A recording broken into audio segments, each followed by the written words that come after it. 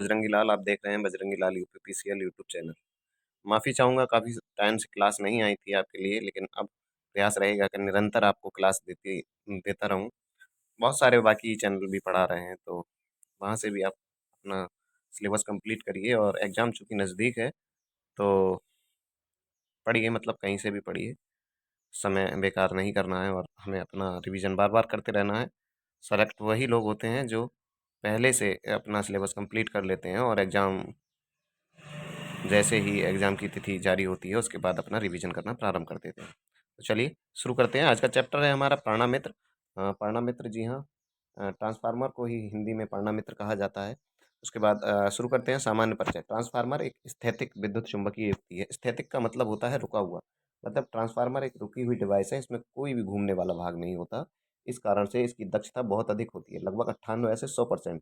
तो प्रश्न यही बनेगा कि ट्रांसफ़ार्मर की जो दक्षता होती है कितनी होती है? 90 से 98 से 100%, या कई बार 95 90 से 95 भी विकल्प में दिया होता है, तो ये भी आप सही कर सकते हैं। ठीक है?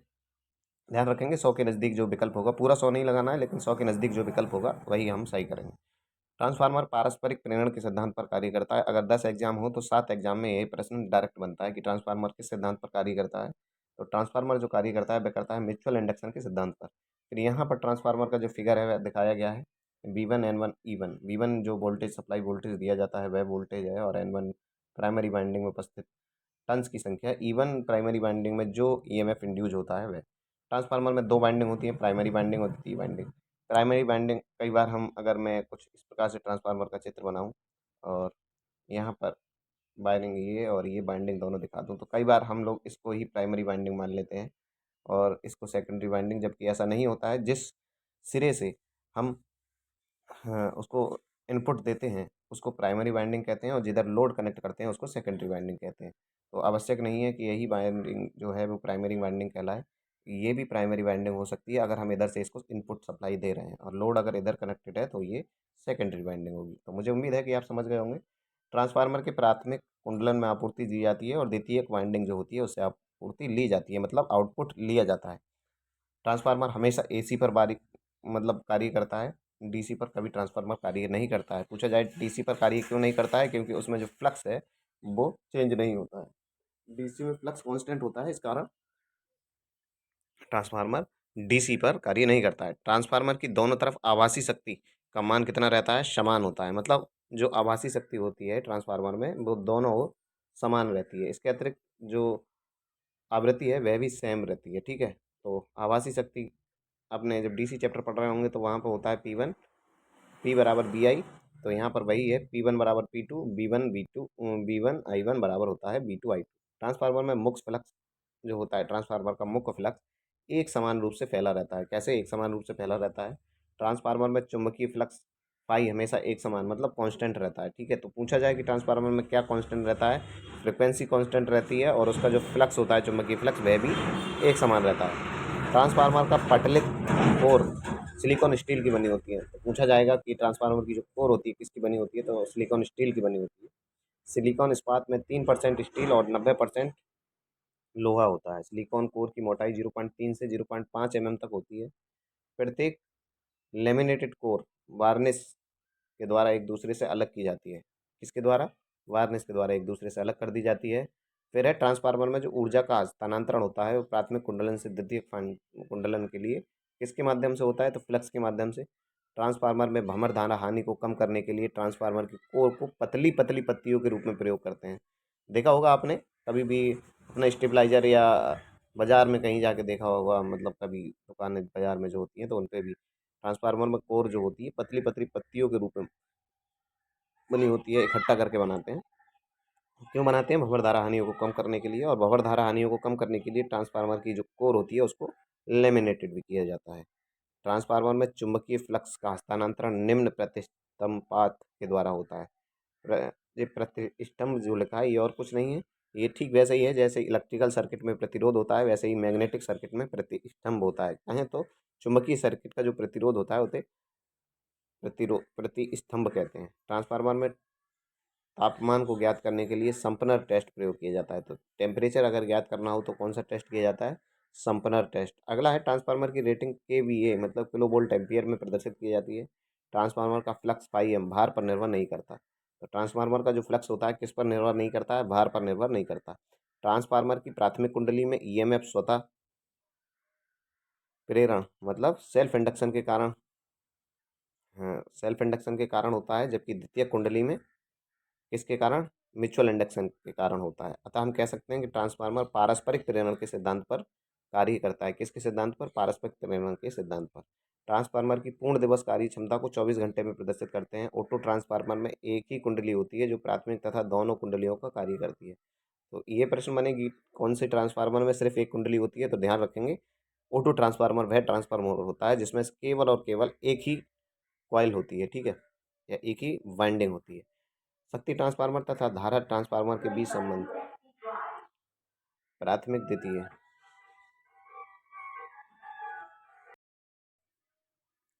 शक्ति ट्रांसफार्मर इधर दिखाए गए हैं और धारा ट्रांसफार्मर इधर। तो जो पावर ट्रांसफार्मर होते हैं उसकी प्राइमरी वाइंडिंग अगर डेल्टा में हो और द्वितीय वाइंडिंग स्टार में हो, तो करंट ट्रांसफार्मर की प्राइमरी वाइंडिंग स्टार में होगी, सेकेंडरी वाइंडिंग डेल्टा में। त्रिभुज का चिन्ह जो है डेल्टा वाइंडिंग को प्रदर्शित करता है, जबकि ये वाला चिन्ह स्टार वाइंडिंग को, ठीक है।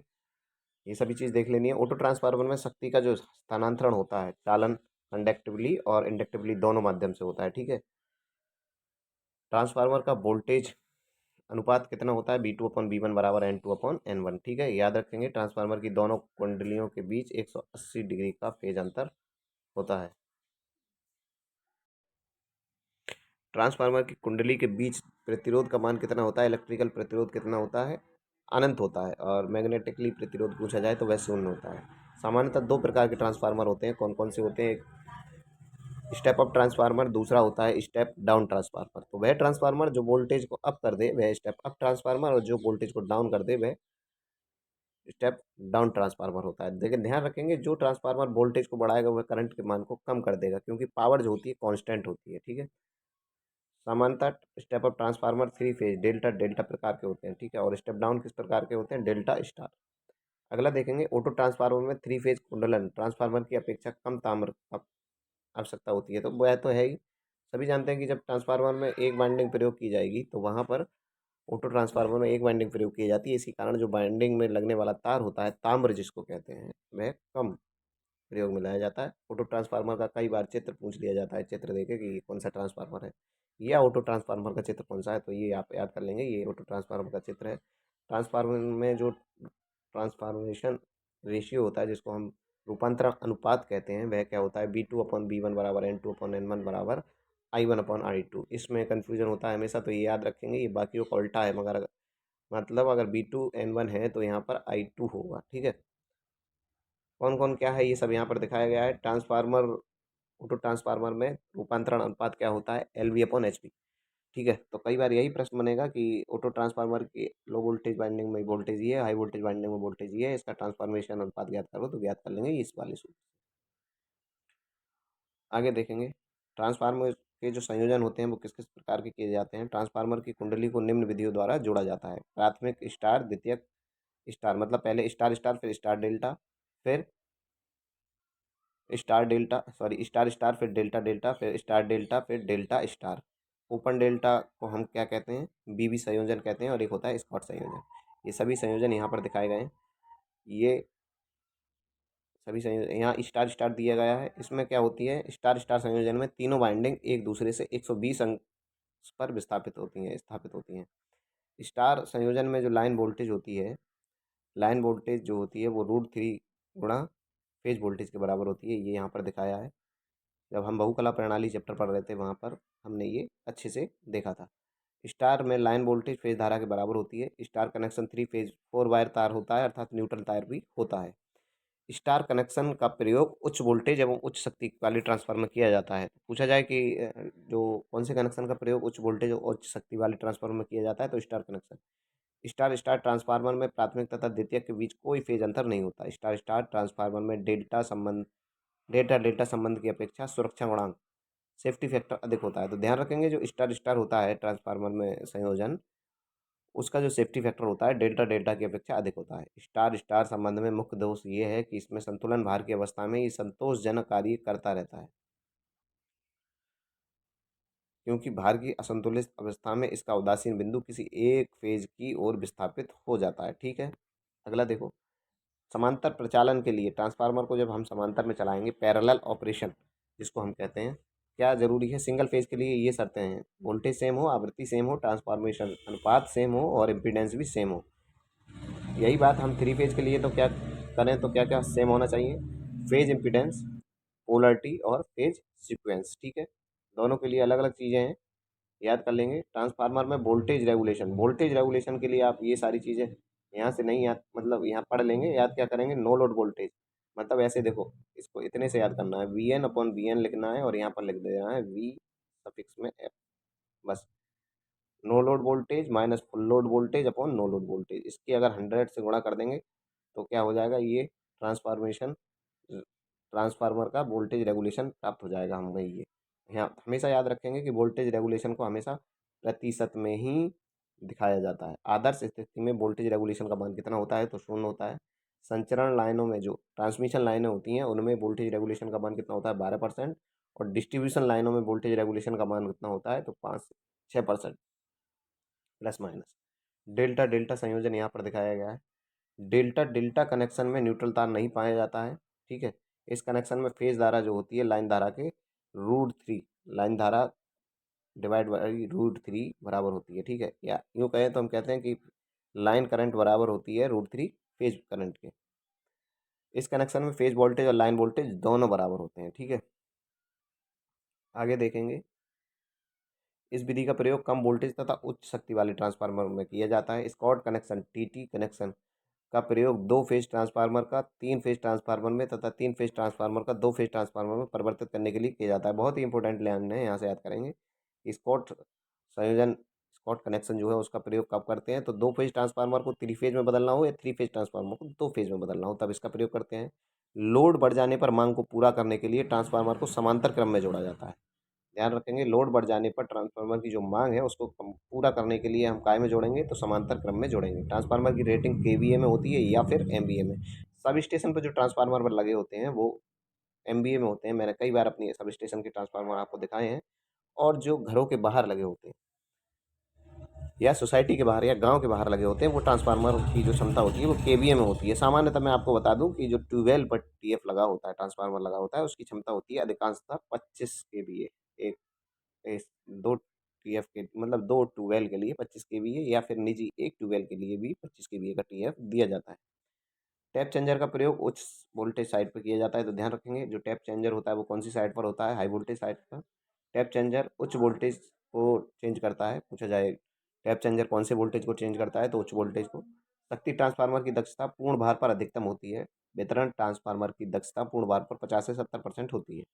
आदर्श ट्रांसफार्मर कौन सा होता है? आदर्श ट्रांसफार्मर वह आदर्श ट्रांसफार्मर कौन सा होता है? तो आदर्श ट्रांसफार्मर वह ट्रांसफार्मर होता है, ये काल्पनिक ट्रांसफार्मर है। अभी तक वास्तविकता में कोई भी चीज़ आदर्श हमारी पृथ्वी पर पाई नहीं गई है। तो आदर्श ट्रांसफार्मर सिर्फ हम उसकी कल्पना कर सकते हैं, वास्तविकता में तो कोई आदर्श ट्रांसफार्मर है नहीं।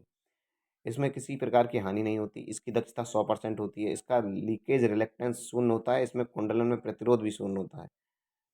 ऐसा संभव है नहीं। आदर्श ट्रांसफार्मर वास्तविकता में नहीं पाया जाता। उसके नज़दीक हो सकता है, मतलब 98%, 99%, 99.9% हो सकता है, लेकिन 100% नहीं। उपकरण ट्रांसफार्मर, जिसको हम अंग्रेजी में इंस्ट्रूमेंट ट्रांसफार्मर कहते हैं, दो प्रकार के होते हैं, एक सीटी होता है, एक पीटी होता है। सब स्टेशन में दोनों प्रकार के ट्रांसफार्मर लगे होते हैं। धारा ट्रांसफार्मर क्या होता है? ये उपेंद्र ट्रांसफार्मर है, स्टेप अप होता है। ध्यान रखेंगे, जब ये स्टेप अप ट्रांसफार्मर है, इसका मतलब करंट के मान को क्या कर देगा? कम, और वोल्टेज के मान को बढ़ाएगा। इसकी प्राइमरी साइड में फेरों की संख्या कम होती है। ठीक है, और द्वितीयक साइड में फेरों की संख्या अधिक होती है। जब स्टेप अप ट्रांसफार्मर है तो इससे हमें प्रदर्शित ही हो जाता है। अगर ट्रांसफार्मर का थोड़ा भी बेसिक आपने पढ़ा होगा तो वहाँ स्टेप अप ट्रांसफार्मर की सेकेंडरी साइड क्या होते हैं? मतलब वोल्टेज अधिक होते हैं। क्यों होते हैं? क्योंकि सेकेंडरी साइड में टर्न्स की संख्या अधिक ली जाती है। जब अधिक ली जाती है तो ईएमएफ भी अधिक इंड्यूस होगा। यहाँ से देख लेंगे, धारा ट्रांसफार्मर का प्रयोग उच्च धारा पारस, मतलब हाई करंट अगर हमें मापनी हो तो वहाँ पर हम किसका प्रयोग करेंगे? सीटी का। सीटी का आउटपुट धारा का मान कितना होता है? 0.5 एम्पियर। 0.5 नहीं, मैं दोबारा बोल रहा हूँ, 0 से लेकर 5 एम्पियर तक। ठीक है, धारा ट्रांसफार्मर के द्वितीय कुंडलों को हमेशा शॉर्ट रखा जाता है। यदि द्वितीयक कुंडलन खुला हो तो कोर क्या होगी, सैचुरेट हो जाएगी, जिससे ट्रांसफार्मर गर्म हो जाएगा और फट जाएगा। हमेशा ओपन रखा जाता है, शॉर्ट रखा जाता है, ओपन नहीं रखा जाता, क्योंकि अगर हम ओपन रख देंगे तो कोर सैचुरेशन होने के बाद गर्म होगा ट्रांसफार्मर और फिर ज़्यादा हानि हो सकती है। धारा ट्रांसफार्मर के द्वितीयक कुंडलों को अमीटर के द्वारा शॉर्ट किया जाता है। पूछा जाए शॉर्ट किसके द्वारा किया जाता है, तो अमीटर के द्वारा। यदि धारा ट्रांसफार्मर के द्वितीयक कुंडलों को लघुपतित नहीं किया जाए, शॉर्ट नहीं किया जाए, तो एक उच्च वोल्टेज उत्पन्न होगा जो कुंडलों को जला देगा तथा हानियों को भी बढ़ा देगा। यही बात मैंने अभी कही थी थोड़ी देर पहले आपको। विभव ट्रांसफार्मर। अब आया वोल्टेज ट्रांसफार्मर। तो वोल्टेज ट्रांसफार्मर कौन सा होता है, एक स्टेप डाउन ट्रांसफार्मर होता है, मतलब वोल्टेज का लेवल डाउन कर देगा तो करंट को क्या करेगा, बढ़ा देगा। इसमें प्राथमिक तरफ क्या होता है, प्राथमिक तरफ होता है फेरों की संख्या अधिक तथा द्वितीयक साइड फेरों की संख्या कम होगी। स्टेप डाउन है तो फेरों की संख्या कम तो होगी। विभव ट्रांसफार्मर का द्वितीय कुंडल हमेशा खुला रखा जाता है। उल्टे हैं दोनों एक दूसरे के। सीटी में शॉर्ट रखा जाता है। सी एस एक मतलब ब्रांच होती है, जब आप पॉलिटेक्निक करेंगे या फिर बीटेक वगैरह में होती है तो ध्यान रखेंगे। करंट, सी से हो गया करंट, और शॉर्ट ध्यान रखेंगे, करंट ट्रांसफार्मर की सेकेंडरी वाइंडिंग हमेशा शॉर्ट रखी जाती है। ठीक। और जो वोल्टेज ट्रांसफार्मर होता है उसकी हमेशा कैसी रखी जाती है, ओपन, खुली रखी जाती है, क्योंकि इसके द्वितीयक सिरे की ओर अधिक आंतरिक प्रतिरोध वाला वोल्ट मीटर लगा दिया जाता है। विभव ट्रांसफार्मर के आउटपुट वोल्टेज का मान कितना होता है, 100 वोल्ट से 120 वोल्ट लगभग। शक्ति ट्रांसफार्मर 200 केवीए की रेटिंग से अधिक के होते हैं। शक्ति ट्रांसफार्मर का प्रयोग ट्रांसमिशन वितरण लाइन में वोल्टेज स्तर को कम अथवा बढ़ाने के लिए किया जाता है। शक्ति ट्रांसफार्मर का प्रयोग जनरेटिंग स्टेशन और उद्योग सब स्टेशनों पर होता है। वितरण ट्रांसफार्मर का प्रयोग वोल्टेज को कम करने के लिए किया जाता है। वितरण ट्रांसफार्मर 11 किलोवोल्ट से 400/230 के भी वोल्टेज तक परिवर्तित कर सकता है।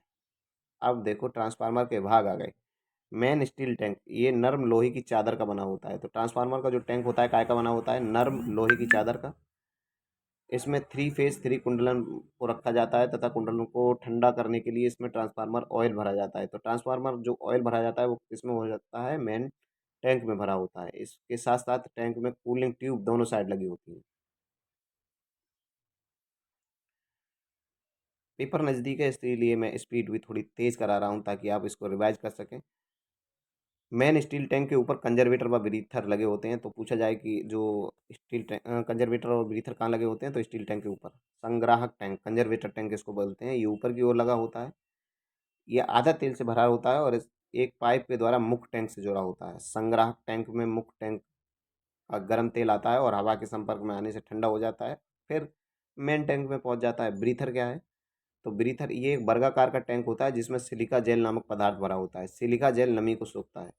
यदि सिलिका जेल नया है तो इसका रंग नीला होगा। अब देखो मैं यहाँ पर एक चीज़ ट्रिक से आपको याद कराता हूँ जो कंफ्यूज नहीं होंगे। हमेशा याद रखिए नया, देखो इसमें भी ना पहले बना है और नीला में भी ना पहले बना है। तो नया कैसे होगा, नया नीला होगा। ठीक है। और गला बेकार हो जाने के बाद हम कहते हैं कि ये चीज़ गल गई। गला मतलब बेकार, बेकार का रंग कैसा होगा, गुलाबी। ठीक है, याद रखेंगे उसका रंग। देखो सिलिका जेल नमी को जब सूख लेता है तो इसका रंग गुलाबी हो जाता है। सिलिका जेल को सूर्य की रोशनी में 2 अलग-अलग बार सुखाकर प्रयोग किया जा सकता है। ग्लूकोज रिले हमेशा याद रखेंगे, ये ट्रांसफार्मर की आंतरिक सुरक्षा के लिए प्रयोग की जाती है। तो ये एक गैस ऑपरेटेड रिले है। कैसी है, gas operated. Buchholz relay transformer के मुख्य टैंक और संग्राहक टैंक के बीच में लगाई जाती है। ठीक है। अब ट्रांसफार्मर की कूलिंग, कूलिंग कैसे होती है, ट्रांसफार्मर की गर्म होगा तो कूलिंग भी की जाएगी। एक होती है प्राकृतिक कूलिंग जिसको नेचुरल कूलिंग बोलते हैं। छोटे ट्रांसफार्मर लगभग 20 केवीए के कोर का क्षेत्रफल अधिक रखता है ताकि वे उत्पन्न ऊष्मा को अवशोषित कर लें। इसके अतिरिक्त ट्रांसफार्मर के बाहरी भाग में डक्ट बनी होती हैं जिससे प्राकृतिक वायु आती है और ट्रांसफार्मर को शीतलन प्रदान करती है। तेल शीतलन, अधिक रेटिंग के ट्रांसफार्मर की शीतलन तेल द्वारा किया जाता है। अगर बड़ी ट्रांसफार्मर हो, हाई रेटिंग के हो, तो उनको ऑयल द्वारा कूलिंग की जाती है। 5 नहीं 50 केवीए से अधिक क्षमता वाले ट्रांसफार्मर का शीतलन ऑयल ब्लास्ट शीतलन द्वारा किया जाता है। आगे देखेंगे ट्रांसफार्मर का शीतलन 2 प्रकार से होता है। कौन कौन सा, एक ड्राई कूलिंग और ऑयल कूलिंग। सूखा शीतलन, 3 MVA से 3 MVA के जो ट्रांसफार्मर होते हैं उनको प्राकृतिक वायु नेचुरल एयर के द्वारा शीतलन किया जाता है और 15 MVA के ट्रांसफार्मर को एयर ब्लास्ट शीतलन विधि के द्वारा ठंडा किया जाता है। तेल शीतलन कौन से होते हैं, 30 MVA के ट्रांसफार्मर का शीतलन प्राकृतिक वायु प्राकृतिक तेल विधि द्वारा किया जाता है। 60 MVA के ट्रांसफार्मर का शीतलन प्राकृतिक तेल और वायु बल द्वारा किया जाता है। तेल बलित वायु बलित विधि से भी ट्रांसफार्मर का शीतलन करते हैं। 100 MVA से अधिक ट्रांसफार्मर का शीतलन जल बलित वायु बलित विधि द्वारा किया जाता है। आगे देखेंगे ट्रांसफार्मर तेल क्या होता है। तो ट्रांसफार्मर तेल शीतलन एवं विद्युत रोधन के लिए प्रयुक्त किया जाता है। ट्रांसफार्मर तेल कहते हैं जिसे मिनरल ऑयल हाइड्रोकार्बनिक ऑयल, नया नाम है याद करेंगे, hydrocarbonic oil, chemical oil, insulating oil, इन सारे नामों से भी इसको जाना जाता है। अच्छे ट्रांसफार्मर तेल में कौन कौन से गुण होने चाहिए। दिखने में साफ हो, पारदर्शी हो मतलब ट्रांसपेरेंट हो, घुलनशील हो, तलछट से मुक्त होना चाहिए, घुलनशील और तलछट से मुक्त होना चाहिए। ट्रांसफार्मर तेल का जो फ्लैश पॉइंट होता है ध्यान रखेंगे 140 डिग्री सेल्सियस होता है। तेल का विद्युत सामर्थ्य 40 kV होती है। तो विद्युत सामर्थ्य कितनी होती है, 40 kV। तेल का विशिष्ट प्रतिरोध का मान न्यूनतम हो। ट्रांसफार्मर में हानियां दो प्रकार की होती हैं, स्थिर हानि और परिवर्ती हानि। स्थिर मतलब कांस्टेंट हानि और वेरिएबल लॉसेस। परिवर्ती हानि, स्थिर हानियां ट्रांसफार्मर में ये हानियां निर्भर पर पूर्ण निर्भर तथा फुल लोड पर एक समान रहती है, इसीलिए तो इनका नाम कांस्टेंट हानि है। मतलब ये हानियां बदलेंगी नहीं चाहे लोड हो या नहीं हो। स्थिर हानियों को लो हानियां, करोड़ हानियां ये भी नाम से जाना जाता है। स्थिर हानियां दो प्रकार की होती हैं, एक होती है भंवरधारा हानियां। अब बताओ कमेंट करके भंवरधारा हानियों को कम करने के लिए हम क्या प्रयोग करते हैं। शुरुआत में जब चैप्टर शुरू कर रहे थे तब हमने पढ़ा था। दूसरी होती है हिस्टेरेसिस हानियां। भंवरधारा हानियों के लिए सूत्र याद करिए, पी बराबर नीटा। एफिशिएंसी के लिए ये चित्र चिन्ह लगता है। ये सूत्र आप बी मैक्स का square F square T square B, इससे संबंधित कई बार प्रश्न भी बनते हैं, याद करेंगे। कौन सी चीज़ क्या है ये सब देख लेंगे। हिस्टेरेसिस हानि कौन सी हानि होती है, इसके लिए सूत्र ये है पी एच बराबर एन बी मैक्स की पावर 1.6 एफ इंटू बी। ठीक है, आगे देखेंगे। चैप्टर अंत की ओर हैं, फिर हम इसके क्वेश्चन करेंगे। परवर्ती हानियाँ ऐसी हानियाँ जिसका मान भार बदलने के साथ साथ बदलता है, ये परवर्ती हानियाँ कहलाती हैं। ताम्र हानियाँ एक परवर्ती प्रकार की हानियाँ हैं। कौन सी, कॉपर हानि। ताम्र हानि आई स्क्वायर आर वाट में होती हैं। अधिकतम जस्ता की स्थिति में स्थिर कांस्टेंट हानि बराबर परिवर्तित हानि। परिवर्तित हानि मतलब अगर कांस्टेंट लॉसेस बराबर वेरिएबल लॉसेस हो जाएंगे तो ट्रांसफार्मर क्या उसकी दक्षता क्या कितनी हो जाएगी, मैक्सिमम। लो हानि बराबर अगर ताम्र हानि हो तब भी ट्रांसफार्मर की दक्षता अधिकतम होगी। ट्रांसफार्मर का परीक्षण मुख्यतः दो प्रकार से किया जाता है, अप्रत्यक्ष और प्रत्यक्ष।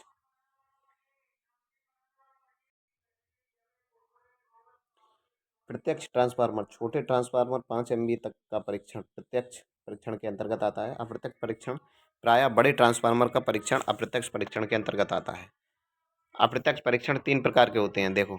इनडायरेक्ट जो टेस्ट होते हैं तीन प्रकार के, एक होते हैं open circuit test, short circuit test और break to break test. Open circuit test में क्या रखा जाता है, देखो। ओपन सर्किट टेस्ट में क्या होता है, ये नो लोड पर किया जाता है।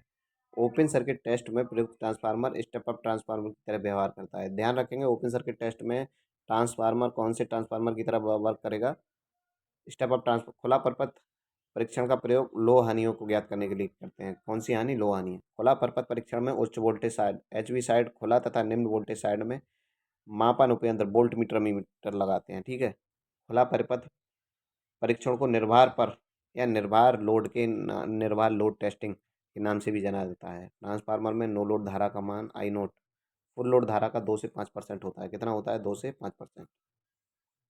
खुला परिपथ परीक्षण में नो लोड धारा हानियाँ, नो लोड शक्ति गुणक आदि राशियों का मान ज्ञात होता है। फिर देखो short circuit test. Short circuit test में क्या करते हैं, ये निम्न वोल्टेज साइड शॉर्ट कर दिया जाता है, नाम से ही प्रदर्शित है शॉर्ट सर्किट साइड। तो लो वोल्टेज साइड जो होगी शॉर्ट कर दी जाएगी। लघु प्रत्येक परीक्षण के दौरान ताम्र हानि ज्ञात की जाती है। और शॉर्ट सर्किट टेस्ट से ट्रांसफार्मर की शॉर्ट सर्किट धारा और शक्ति गुणक भी ज्ञात किया जाता है। फिर है बैक टू बैक टेस्ट। ये टेस्ट ज़्यादा इंपॉर्टेंट है। ये परीक्षण ट्रांसफार्मर के तापमान को मापने के लिए किया जाता है। बैक टू बैक टेस्ट को संपन्ना टेस्ट के नाम से भी जाना जाता है। बैक टू बैक टेस्ट परीक्षण पूर्ण भार पर किया जाता है। कितने भार पर, पूर्ण भार पर। नो लोड धारा, अब देख लो। नो लोड धारा दो भागों में विभाजित होती है। देखो ये दोनों यहाँ पर दी गई हैं, कौन कौन सी धारा है। नो लोड धारा दो भागों में कौन कौन से में विभाजित है। I W, I not cos phi जहाँ एक्टिव धारा है आई डब्लू। ऐसे ही आई एम बराबर आई नॉट साइन फाई रिएक्टिव धारा। आई नॉट एक्टिव कंपोनेंट है और आई एम मैग्नेटाइजिंग कंपोनेंट। ठीक। मैग्नेटाइजिंग कंपोनेंट फ्लक्स उत्पन्न होने की करने में सहायक होता है। नो लोड धारा का मान निम्न तथा ये वोल्टेज पक्षगामी होता है। एक्टिव कंपोनेंट हानि को प्रदर्शित करता है। ट्रांसफार्मर तेल नमी मुक्त होना चाहिए। उच्च आवृत्ति ट्रांसफार्मर में कौन सी कोर का प्रयोग किया जाता है? तो एयर कोर का। ट्रांसफार्मर कोर वायु कोर में उच्च आवृत्ति ट्रांसफार्मर का प्रयोग करने का मुख्य कारण इसका उच्च प्रतिरोध है। ट्रांसफार्मर में घर्षण हानियाँ कितनी होती हैं? शून्य। ट्रांसफार्मर में विद्युत वाहक बल ईएमएफ फ्लक्स से पश्चिगामी होता है। देखो, ट्रांसफार्मर की दक्षता या कोई भी चीज़ हो उसकी दक्षता आउटपुट अपॉन इनपुट इंटू 100, ये दक्षता के लिए चिन्ह है। नीटा बोलते हैं शायद इसको, जहाँ तक मैं सही हूँ तो आप कमेंट करके बताना इसको क्या बोलते हैं। ट्रांसफार्मर की दक्षता खुला परिपथ परीक्षण तथा लघु पथ परीक्षण की सहायता से ज्ञात करते हैं। ठीक है। ब्रीथर में प्रयोग होने वाला जो रसायन है वह क्या है? सिलिका जेल, सबको याद होगा। अब इसके न्यूमेरिकल मतलब प्रश्न आ गए हैं, अंकित प्रश्न हैं इसके, वो करते हैं हम। तो देखो, ट्रांसफार्मर निम्नलिखित में से किस सिद्धांत पर कार्य करता है? सभी को पता है, म्यूचुअल इंडक्शन, पारस्परिक प्रेरण के सिद्धांत पर कार्य करता है। वह मशीन जिसमें ऊर्जा का हस्तांतरण प्रेरण चालन कंडक्शन दोनों से होता है, कौन सी है? ऑटो ट्रांसफार्मर बताया था जब हम थ्योरी पढ़ रहे थे। ट्रांसफार्मर आयल में क्या होना चाहिए? ट्रांसफार्मर आयल में उच्च फ्लैश पॉइंट, उच्च श्यानता, उच्च स्लाजिट टेंडेंसीज, इनमें से कोई नहीं। तो ट्रांसफार्मर में क्या होना चाहिए? पढ़ रहे थे हम कितना, 140 होता है क्या? उच्च फ्लैश पॉइंट। फिर देखो, एक स्टार स्टार आबंध ट्रांसफार्मर में क्या होता है? स्टार स्टार संयोजन में होता है line voltage √3 time full phase voltage के बराबर होती है। वितरण ट्रांसफार्मर में कितनी कोर हानि होती है? वितरण ट्रांसफार्मर जो होता है उसमें क्या होती हैं? पूर्ण भार ताम्र हानियों से कम होती हैं। ठीक है, आगे देखो, चौथा पांचवा प्रश्न हो गया। प्रश्न नंबर 6। किसी ट्रांसफार्मर में ताम्र हानि का मान पूर्ण भार पर एक एकक शक्ति गुणक पर 800 वाट है। यदि पूर्ण भार और एवं शक्ति गुणक 0.8 लैगिंग है तो ताम्र हानि का मान क्या होगा? फुल लोड पर ताम्र हानि और फुल लोड पर क्या होता है? ताम्र हानि जो होती हैं, पूर्ण भार एवं फलक 800 वाट है तो पूर्ण भार पर जो ताम्र हानि होंगी वह बराबर होंगी, उतना ही होगा उसका मान, शक्ति गुणक। मतलब यहाँ पे ये लिखने में गलती कर दी है इन्होंने। क्या होगा? बराबर होगा, 800 वाट ही होगा। डिटेल में पढ़ लेते हैं यहाँ पर। यदि किसी ट्रांसफार्मर में ताम्र हानि का मान पूर्ण भार पर एकक शक्ति गुणक पर 800 वाट है तो पूर्ण भार एवं 0.8 पश्चिगामी शक्ति गुणक पर भी ट्रांसफार्मर में ताम्र हानि 800 वाट ही होंगी, क्योंकि ट्रांसफार्मर में ताम्र हानि केवल ट्रांसफार्मर पर लगे भार पर निर्भर करती है, अर्थात ट्रांसफार्मर में बहने वाली धारा पर निर्भर करती हैं। एक सीटी लाइन के कैसे जोड़ा जाता है? सीटी जैसे अमीटर होता है तो इसीलिए ये कैसे जोड़ा जाता है? श्रृंखला में, मतलब सीरीज में। श्रृंखला ना लिख के सीरीज भी लिख सकता है। ट्रांसफार्मर की दोनों कुंडलिन परस्पर कैसे होती हैं? प्रेरणिक रूप से संबंधित होती हैं। कैसे होती हैं? प्रेरणिक रूप से। ट्रांसफार्मर रूपांतरित करता है, क्या क्या बदलता है? वोल्टेज और करंट दोनों को बदल देता है, आवृत्ति नहीं बदलता है, इसीलिए इस प्रश्न का आंसर होगा विभव एवं धारा। अगला देखो, ट्रांसफार्मर की दक्षता किस शक्ति गुणक पर अधिकतम होगी? ट्रांसफार्मर की जो दक्षता अधिक होगी वह किस पर होगी? इकाई शक्ति गुणक पर ट्रांसफार्मर की दक्षता अधिकतम होगी। अगला देखो, ट्रांसफार्मर के कोर को पत्तियों द्वारा क्यों बनाया जाता है? शुरुआत में ही दूसरी या तीसरी लाइन थी, क्यों? भंवर धारा हानियों को कम करने के लिए पत्तियों द्वारा बनाते हैं, और क्या करते हैं? लेमिनेटेड करते हैं भंवर धारा हानियों को कम करने के लिए। ट्रांसफार्मर की दक्षता अधिकतम कब होगी? जब चल हानियाँ बराबर अचल हानियाँ हो, यानी कि ताम्र हानियाँ बराबर लोह हानियाँ। ठीक। अगला देखो, शैथिल हानियाँ किस पर निर्भर करती हैं? तो शैथिल हानियाँ भंवर धारा हानियाँ जो होती हैं आवृत्ति पर निर्भर करती हैं। धारा ट्रांसफार्मर में द्वितीय कुंडलन बंद होती है। CS करके याद करवाया था, क्या करवा दिया जाता है? शॉर्ट करवा दिया जाता है, मतलब बंद करवा दिए जाते हैं। अगला प्रश्न, अगला प्रश्न है ये वाला। ट्रांसफार्मर में किस भाग में एक छोटे से बर्तन में सुखाने का पदार्थ रखा जाता है? तो उसको कहते हैं ब्रीथर। जिसमें सिलिका जेल रखा जाता है उसको ब्रीथर कहते हैं। किसी ट्रांसफार्मर में वोल्टेज नियंत्रण ऋणात्मक होता है तो जो संधारित्र भार के लिए वोल्टेज रेगुलेशन नियंत्रण का मान कितना होता है? ऋणात्मक। किसी ट्रांसफार्मर में न्यूनतम वोल्टेज विनिमय होता है जब भार का शक्ति गुणक कितना हो? अग्रगामी। ट्रांसफार्मर की डिजाइन में उच्च फ्लक्स घनत्व इस्तेमाल करते हैं, क्यों? जिससे क्या होता है, प्रति केवीए भार घटता है। आगे देखो अगला प्रश्न। हाँ, दूसरे पेज पर आ गए हैं हम, और दूसरा प्रश्न देखते हैं। निम्नलिखित में से किसमें निर्गत तथा निवेश का अनुपात पूर्ण दिवस दक्षता होता है? तो ट्रांसफार्मर की जो इफिशियंसी ज्ञात की जाती है वह 24 घंटे में की जाती है, ठीक है। निर्गत और निवेश इनपुट और आउटपुट को हिंदी में कहा जाता है। एक स्टार स्टार ट्रांसफार्मर एक धारा ट्रांसफार्मर द्वारा सुरक्षित किया जाता है, जिसमें क्या होता है, डेल्टा डेल्टा हम बता रहे थे ना वहाँ पर, जब चित्र दिखाए जा रहे थे, तो कि स्टार स्टार को डेल्टा डेल्टा में बदलेंगे। उच्चतम रेटिंग का ट्रांसफार्मर निम्नलिखित में किस अनुप्रयोग में लाया जाता है? तो हाई रेटिंग का जो ट्रांसफार्मर होता है जनन केंद्र पर लगा होता है। उच्च आवृत्ति ट्रांसफार्मर में फेराइड कोर इस्तेमाल किया जाता है, क्योंकि इसमें क्या होता है, उच्च प्रतिरोध। अगला देखेंगे, ट्रांसफार्मर की डिजाइन में उच्च फ्लक्स घनत्व के इस्तेमाल से क्या हो जाता है, प्रति केवीए भार घटता है। ट्रांसफार्मर का कोर मुख्यतः किस पर निर्भर करता है? आपूर्ति वोल्टेज और आपूर्ति दोनों पर निर्भर करता है। आवृत्ति, आई स्क्वायर आर या ओमी ह्रास के नाम से कौन सी हानियों को जाना जाता है? तो ताम्र हानि। ट्रांसफार्मर तेल किसके लिए प्रयोग किया जाता है? तो कूलिंग के लिए और इंसुलेशन के लिए, ठीक है। ट्रांसफार्मर बदलता है, देखो ये वाला प्रश्न बहुत ज़्यादा एग्जाम में बनता है। ट्रांसफार्मर क्या एसी को डीसी में नहीं बदलता, डीसी को एसी में नहीं बदलता, डीसी वोल्टेज को नहीं, एसी वोल्टेज और धारा को अधिक या कम करता है। अगला देखो, ट्रांसफार्मर का वोल्टेज रेगुलेशन मैंने याद करवाया था कैसे करके। यहाँ पे बी एन लिखो, यहाँ नीचे भी बी एन लिखो, और यहाँ इसमें से वी एफ घटा दो, ठीक है। देखो, बी एन मतलब नो लोड वोल्टेज को जीरो से दिखा दिया, बी एफ फुल वोल्टेज और अपॉन नो लोड वोल्टेज। तो प्रश्न का आंसर विकल्प नंबर ए हो गया। ट्रांसफार्मर में प्राथमिक और द्वितीय कुंडलिन के में प्रतिरोध कितना होता है? तो अनंत होता है। इलेक्ट्रिकल प्रतिरोध की बात करें तो ट्रांसफार्मर में फेज सिरों में न्यूट्रल डालने से क्या लाभ होता है? बुशिंग की संख्या कम करने के लिए, ठीक है। ट्रांसफार्मर में शून्य लोड निविष्ट शक्ति सामान्यतः ट्रांसफार्मर में किसकी हानि के बराबर होती है? तो लो हानियों के बराबर। यदि वोल्टता के प्रमाण को अपरिवर्तित रखते हुए किसी परिणामित्र की निवेश वोल्टता की आवृत्ति को बढ़ा दिया जाए तो क्या हो जाएगा? हिस्टैरिसीस हानि घटेंगी, परंतु बफरदार हानियां अपरिवर्तित रहेंगी। सूत्र बफरदार हानियों वाला। अगला प्रश्न, वोल्टेज अनुपात B one upon B two, B one बड़ा हो बी टू से ऑटो ट्रांसफार्मर में, तो स्थानांतर अंश किसके समानुपातिक होगा? देखो इसके समान निम्नलिखित में से किस परिणामित्र में द्वितीय कुंडलिन को हमेशा लघुपतित रखा जाता है? शॉर्ट किस में रखा जाता है? तो धारा ट्रांसफार्मर, करंट ट्रांसफार्मर का कार्य सिद्धांत कौन सा है? फैराडे का नियम है। कौन सा नियम है? फैराडे का नियम। अगला देखो, 35 नंबर प्रश्न,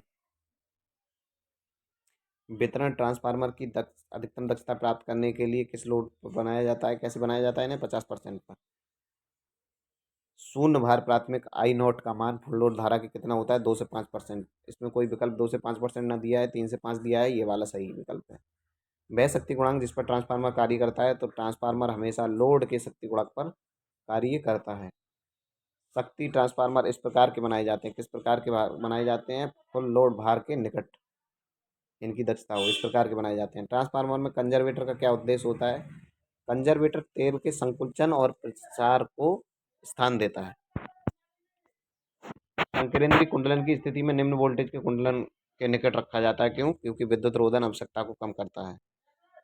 ये ट्रांसफार्मर की प्राथमिक तथा द्वितीय कुंडलन क्या काम करने के लिए एक दूसरे पर लिपटी हो जाती हैं? क्षरण प्रतिघात को कम करने के लिए। तीन कला ट्रांसफार्मर, शक्ति ट्रांसफार्मर में तारा मतलब स्टार त्रिकोण संबंध लगाए जाते हैं दोष में बचाव के लिए। करंट ट्रांसफार्मर के संबंध होना चाहिए किससे? थ्री फेज स्टार कनेक्शन से। अगला देखो, प्राथमिक और द्वितीय परिपथ के बीच पारस्परिक युग्मन का सुधार निम्नलिखित में से कौन करेगा? डी, न्यून प्रतिष्ठम। स्टेप अप ट्रांसफार्मर निम्नलिखित में किस में वृद्धि करता है? स्टेप अप है तो वोल्टेज में वृद्धि कर देगा। ट्रांसफार्मर पर शॉर्ट सर्किट परीक्षण क्यों किया जाता है? शॉर्ट सर्किट परीक्षण पूर्ण लोड पर कॉपर हानि को ज्ञात करने के लिए किया जाता है। ट्रांसफार्मर में कौन ट्रांसफार्मर का भाग नहीं है? ट्रांसफार्मर में नहीं, निम्नलिखित में से दिक परिवर्तक ट्रांसफार्मर का भाग नहीं है, ये मोटर का भाग है।